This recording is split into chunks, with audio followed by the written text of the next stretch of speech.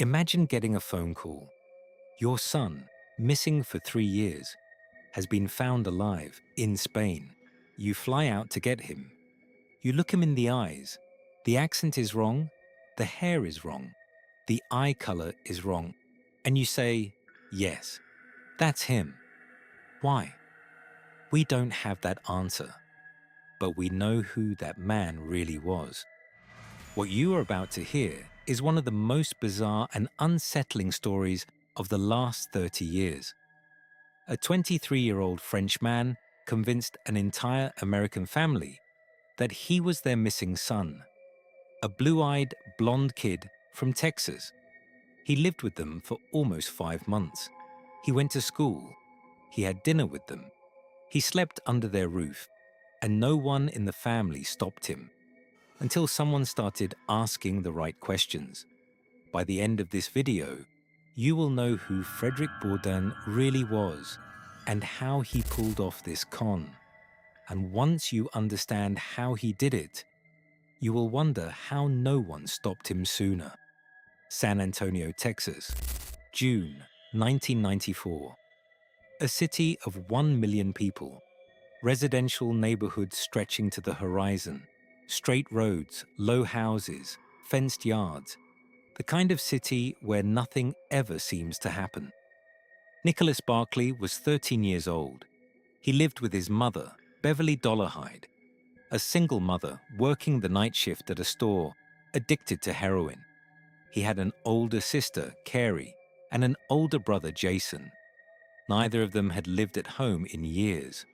At some point, Beverly asked Jason to move back in. She needed someone to keep Nicholas under control. Jason agreed, and he brought his own problems with him: a cocaine addiction and a violent temper. The San Antonio police knew that house well. They had already been called out there more than once for domestic disturbances. This is not the story of a happy family struck by tragedy. It is the story of a family already falling apart. And what is about to happen destroys what is left. Nicholas was blonde, blue eyes. He was 13 years old and already had 3 tattoos: a J on his left shoulder, a T on his left hand, the letters L and N on his ankle. They were not done in a shop.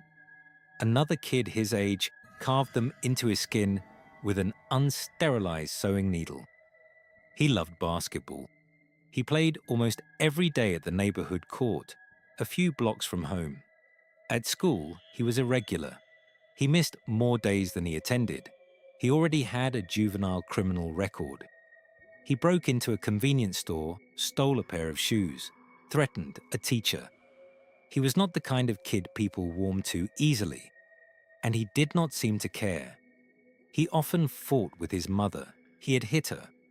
The police had been called to the house more than once because of arguments. On June 14th, he had a long scheduled court hearing. The judge was going to decide whether to send him to a juvenile detention facility. Nicholas never showed up. Nicholas was a kid with a long list of problems at 13, but he was also someone nobody really tried to understand. He simply existed, until one day he stopped. On the evening of June 10, 1994, Nicholas called home asking for a ride. What happened next changed many people's lives. Not all of them, for the reasons you might think. June 10th, 1994. Nicholas left the house in the afternoon. His mother gave him $5 and told him to be back before dinner. He went to play basketball with some friends at a neighborhood park, less than a mile and a half from home. At some point, he called home. He asked for a ride. Jason answered. He told him their mother was asleep. She had just finished the night shift. She was exhausted. He told Nicholas to walk home. Nicholas never made it home. In the days that followed, the family did not report him missing straight away. Nicholas had run away before. Never for more than a day, but it had happened. On June 13th, 3 days later, his mother Beverly filed a missing persons report. A case was opened. The search lasted weeks. No trace, no witnesses, no body. The San Antonio police classified the case as a missing minor. Over time, resources were reallocated. The case stayed open on paper. In practice, it went cold. The case was shelved. For 3 years, nothing. Then something moved. And when it did, it was not what anyone expected. In the 3 years following the disappearance, the Barclay family made no significant public statements. The case did not make the local news. There were no organized searches. It is hard to say this without reading too much into it. Every family processes grief differently. Some speak, some go quiet. And yet, let's go back for a moment to September 1994. 3.5 months after Nicholas disappeared, Jason called the police. He said he saw Nicholas trying to break into the family garage. He said Nicholas ran when he realized he had been spotted. The police searched the area. They found nothing. No sign of a break-in, no sign of Nicholas. The investigators did not believe Jason had actually seen his brother. Why would someone make a call like that? The investigators had an answer. This type of call, they said, was not unusual in homicide cases. It was a tactic, a way to convince police that someone was still alive. A tactic, not evidence, but a question that was never answered. In 1998, Jason was questioned by the FBI about Nicholas's disappearance.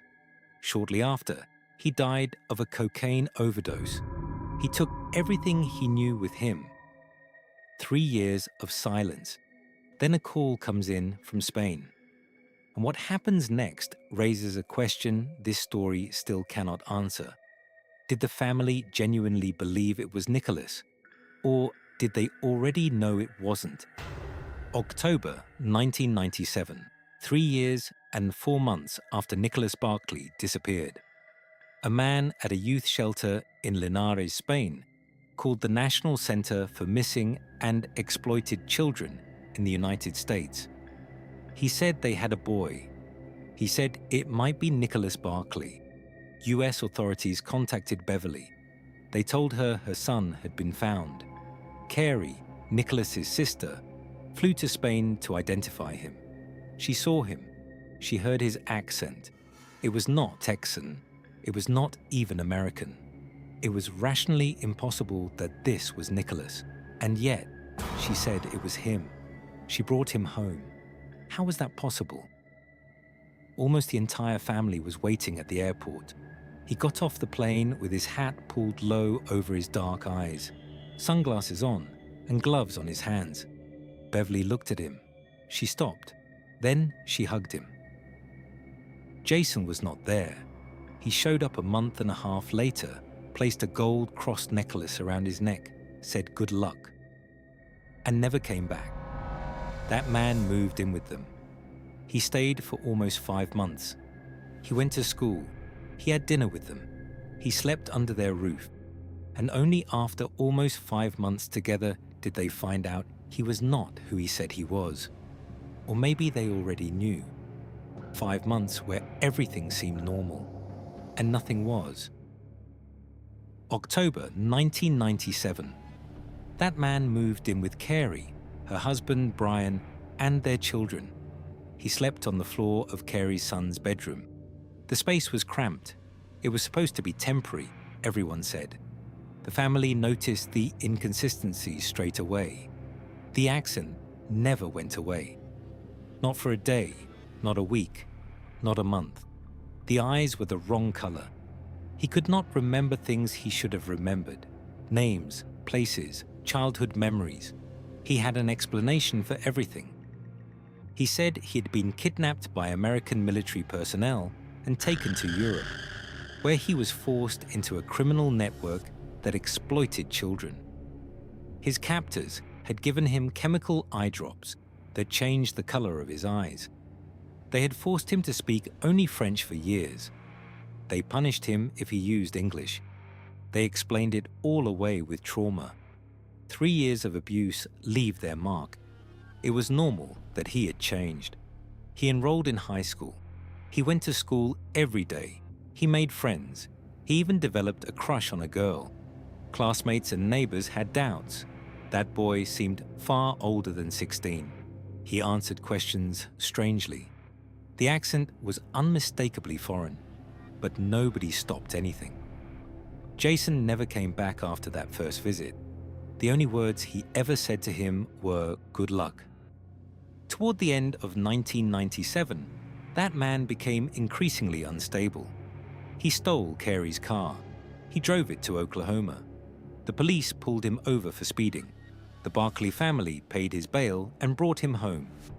A few days before Christmas, he had a breakdown and hurt himself in the bathroom. According to later accounts, he had looked at his reflection in the mirror and could not bear what he saw. He had spent his life pretending to be someone else. Now he was stuck with a real family, and he feared that family already knew everything. He was admitted to a psychiatric facility. When he was released, Carey no longer wanted him in her home. He went to live with Beverly. That is when Bourdin started looking at the family differently. Beverly's coldness at the airport, Jason's absence. The pieces were falling into place. In November 1997, a private investigator named Charlie Parker received a call from a TV producer. They wanted to film a segment about Nicholas for the show Hard Copy. Parker did not yet know what he was about to find. Charlie Parker was a private investigator from San Antonio. In November 1997, he received a call from a Hard Copy producer. They wanted to film a segment about Nicholas's return. Parker agreed. While talking to that man, he noticed something. He picked up an old flyer with a photo of Nicholas, the real one, taken before he disappeared. He looked at the ears in the photo. He looked at the ears of the man in front of him. They did not match.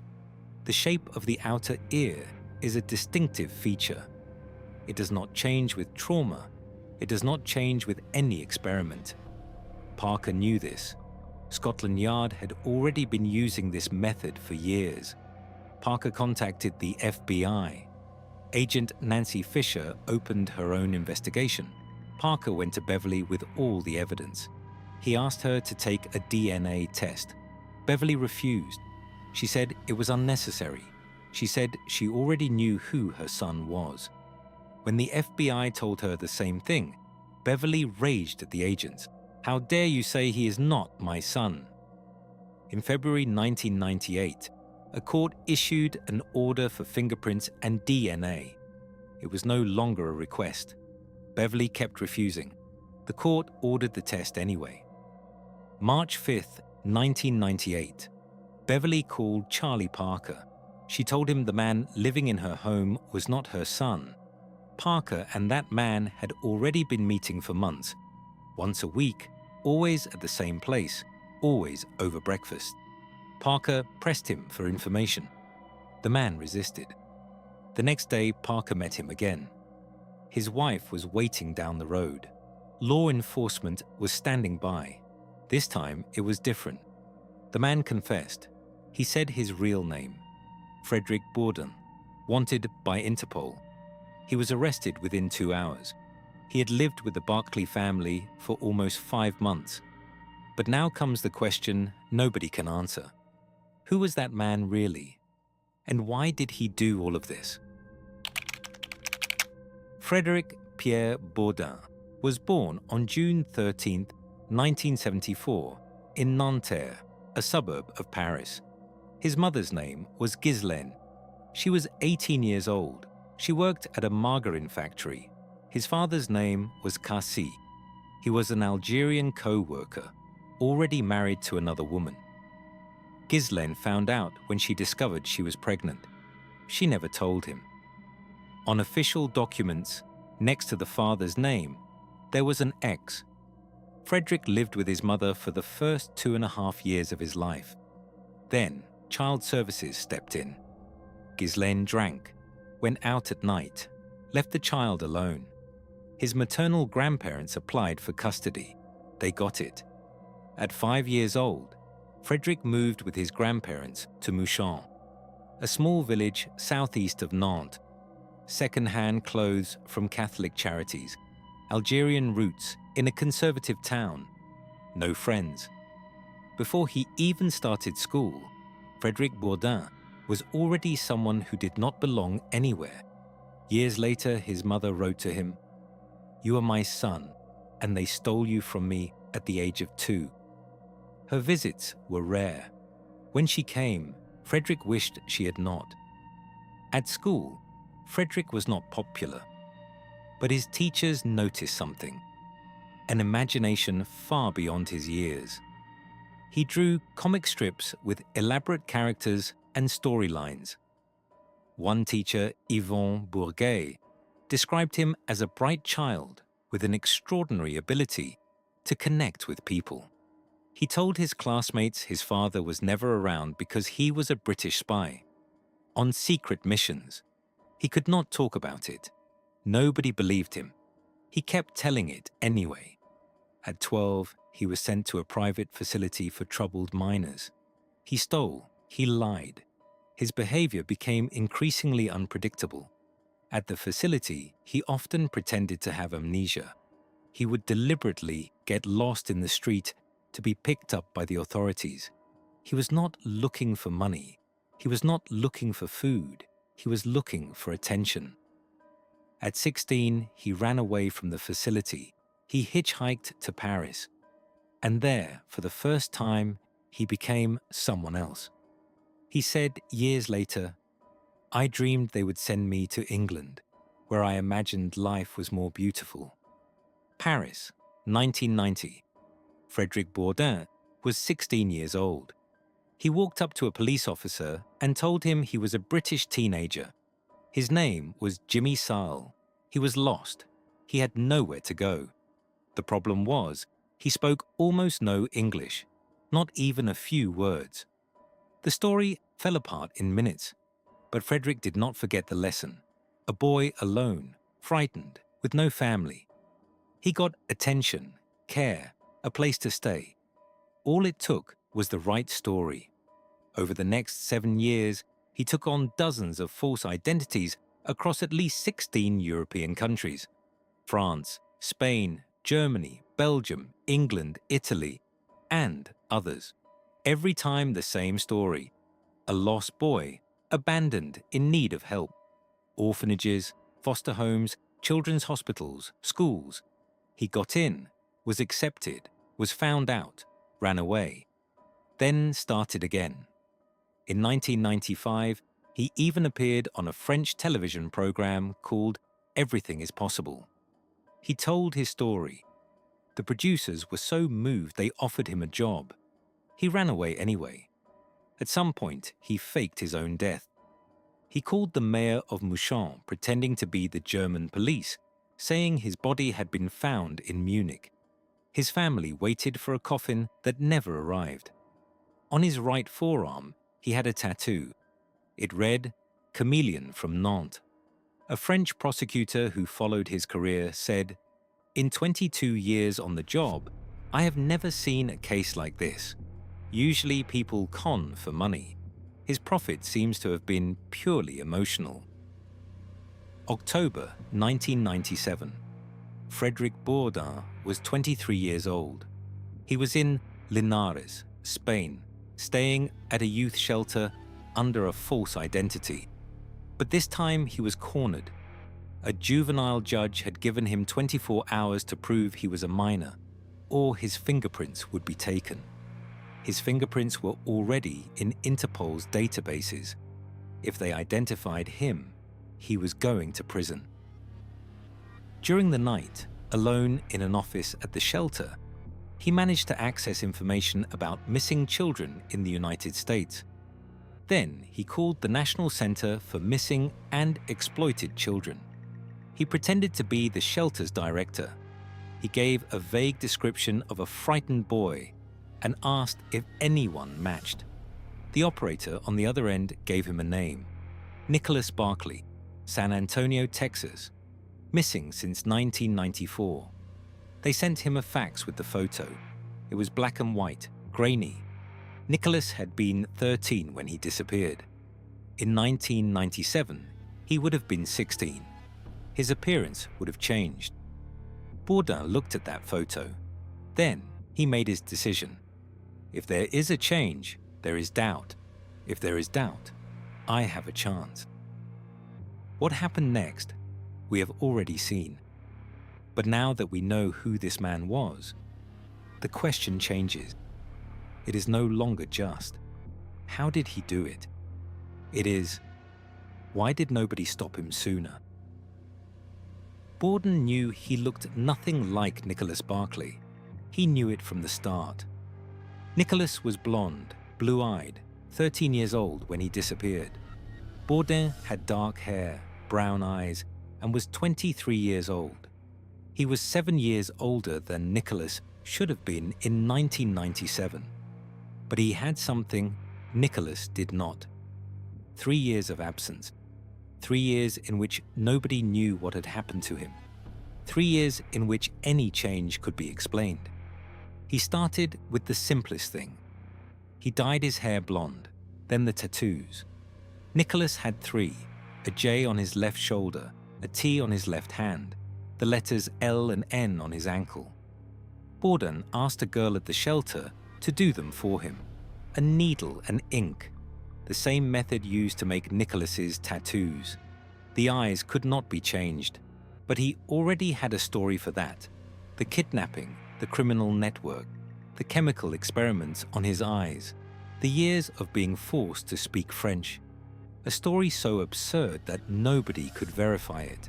A story so horrifying that nobody wanted to disbelieve it. When Carey arrived at the American consulate in Madrid, Bourdin showed up wearing sunglasses, a cap and a scarf. He wanted to cover as much as he could. The precaution turned out to be unnecessary. Carey looked at him. Then she said, "I knew it was you. I knew I would recognize you." Bourdin understood something in that moment. He said later, "I was no longer just someone to be identified. I was an American who'd been missing for 3 years and 4 months. I had nowhere to go. I could not run."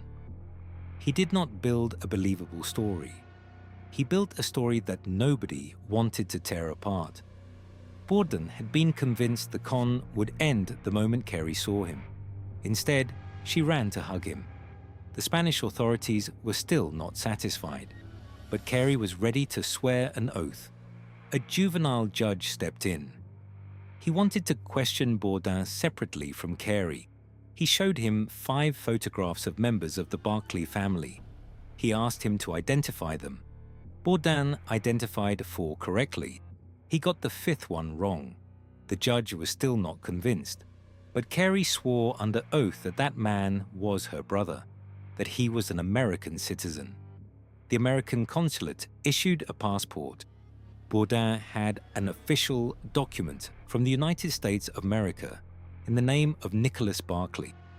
He had not stolen it. He had not forged it. They had given it to him. On the flight to Texas, Carey showed him photographs of the family for the entire journey. Names, faces, memories. She was preparing him for what lay ahead. A few weeks after his arrival in Texas, FBI agent Nancy Fisher met him for the first interview. The first thing she noticed was his hair, dyed blonde, but the dark roots were clearly visible. She said nothing. She let him talk for hours. He told her everything: the kidnapping, the years in captivity, the details of the violence. But when Fisher asked for concrete names, verifiable locations, information about other children, Bourdin turned vague. The details vanished. Everything remained impossible to check. Fisher had her doubts, but she had no proof. The FBI took him to Houston to be examined by a child psychiatrist. The psychiatrist assessed him for hours. His conclusion was unambiguous. That man was not American. Fisher called the family to tell them. When she returned to San Antonio, she found Beverly and Carey insisting the psychiatrist was wrong. The psychiatrist said it was not American. The FBI had its doubts. The family said they were all wrong, and for months longer, nobody managed to stop him. The accent would not go away. The eyes were the wrong color. He could not remember things he should have remembered, but he had an answer for everything. The mechanism was simple. Every uncomfortable question had an answer that began with, "Because of what I went through." And nobody wanted to be the person who did not believe a boy who had been through 3 years of violence. For almost 5 months, it worked. Teachers, classmates, neighbors, the FBI. Everyone had doubts. Nobody stopped him. When Parker started asking the right questions and went to Beverly with the evidence, Bourdin found out. He called Parker directly, furious. He told him, "Immigration thinks it's me. The family thinks it's me." Parker did not back down. He replied, "I know one thing. You are not Nicholas Barclay, and I am going to stay with you." This was not a con built on physical resemblance. It was a con built on the guilt of anyone who might not believe him. Parker did not give up, and in the end, he was the one who asked the question nobody else had the courage to ask. September 1998. Frédéric Bourdin pleaded guilty. The charges: passport, fraud, and perjury. Federal offenses.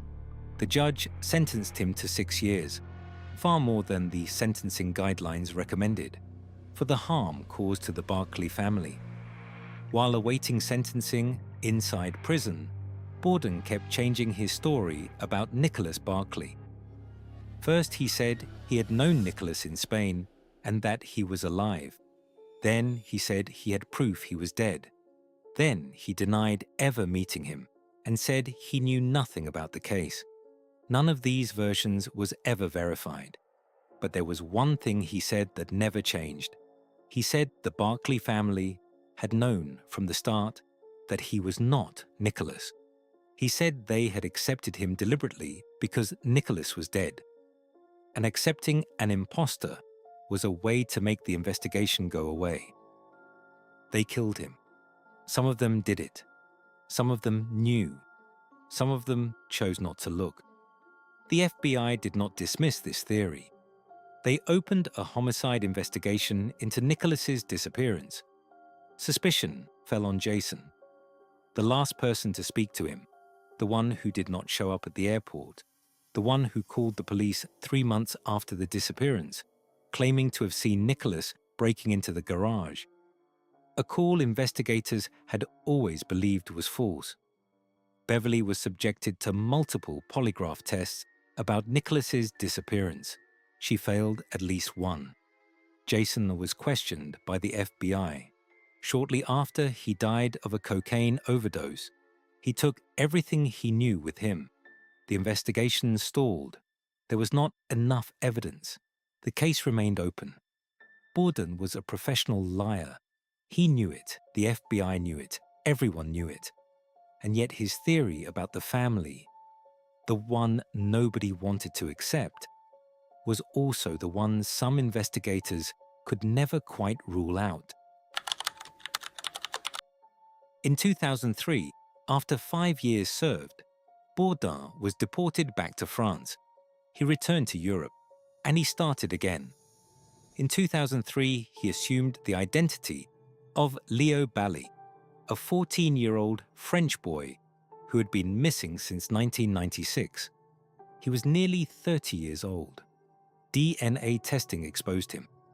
In 2004, he was in Spain as Ruben Sanchez Espinosa, a teenager whose mother had been killed in the Madrid bombings. The police identified him and expelled him.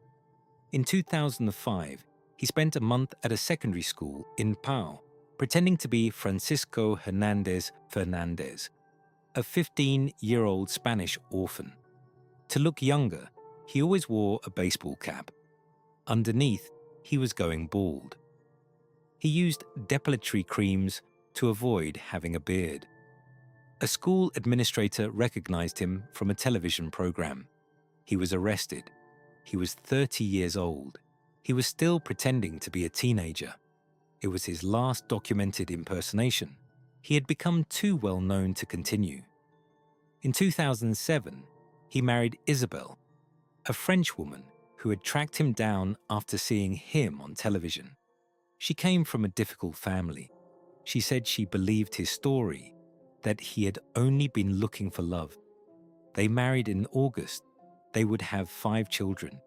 In 2008, David Gran of The New Yorker interviewed him. He asked whether, having become a father and a husband, he had become a new person. Bourdin replied, "No, this is who I am." In 2012, he publicly declared he would never impersonate anyone again. In 2017, he posted on Facebook that Isabelle had left him for another man after 10 years of unhappy marriage. Isabelle left the children with him. Bourdin raised them alone near Le Mans, in France. Since then, there have been no further public reports about him. Frédéric Bourdin is 50 years old today. He lives in France with his children. Nicholas Barclay would be 44. Nobody knows where he is.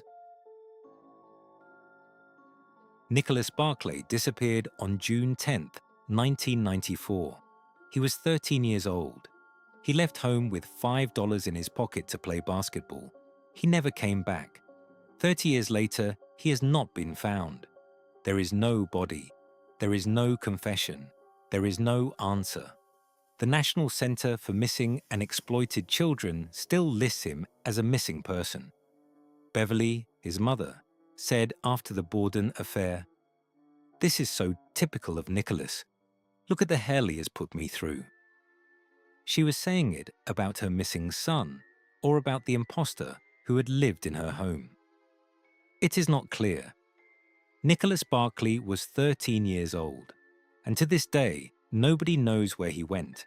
If this story stayed with you, leave a comment below. Tell me what you think. Whether you believe the family knew, whether you think Bourdin was telling the truth, or whether the truth does not exist in this story. And if you want to follow more cases like this one, subscribe to the channel.